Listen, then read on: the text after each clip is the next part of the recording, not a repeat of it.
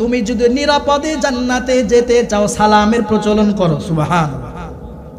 আল্লাহর রাসূল বলেন আফশুস সালাম ওয়া আতইমুত তাআম ওয়া সাল্লু ওয়ান নাসু বিন্নিয়াম তাদখুলুল জান্নাতা বিসালাম। আল্লাহু আকবার।